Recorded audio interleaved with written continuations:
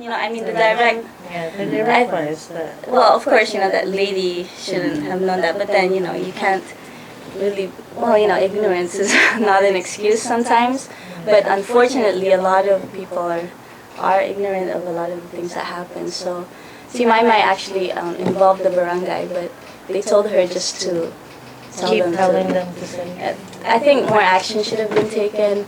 The police were actually informed about it and they didn't respond quickly enough. So I think they should have. Yeah.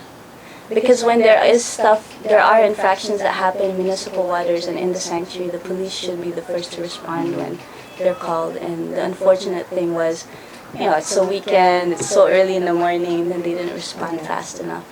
So it's very hard to pinpoint the responsibility because so many people were involved, I think. But I think as soon as the police were informed, they should have gone straight to the site. And I also think the barangay should have just gone straight there. But you can imagine it only happened within a span of 30 minutes. So I mean, this is just chaos during that time. So when we arrived after, the whale shark was gone, and then it had calmed down a bit. But then when the Facebook pictures came out, yeah.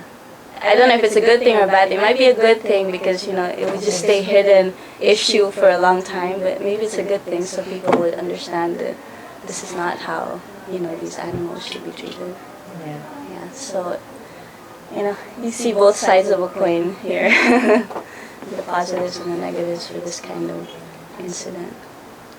Yeah. But definitely the community learned a lesson. I can tell you that. I kind of feel sorry for the fishermen because they were really trying to let it go. Yeah. And it just sucks because here are these simple folks and then they actually knew what to do. Yeah. And it's just, in a way, the money thing. Although that's even like 100 pesos lang. Are we that poor now? Yeah, I know. Is it that bad? No, yeah, I don't know. But, I mean, it's lacking the education for other towns to know what to do with these animals. I mean, what if it got stranded and I'm just a normal resident there? I might pet it. It's like, okay, this is okay, but a fisherman would probably release it because they get this kind of training in the programs, or because they know that they shouldn't be touching it. But ordinary people, how would they know? They're not. So it's nice because the recommendations are, because there's cluster programs happening in the south and the east for all the municipalities. This is a great program to get into the education of the coastal communities, at least. If there's a stranded whale shark, what should you do? The easiest thing is just to let it go or just avoid touching it and stuff like that. And CCEF, our NGO, has been working with those municipalities for almost, for 10 years now. So we started around 2002.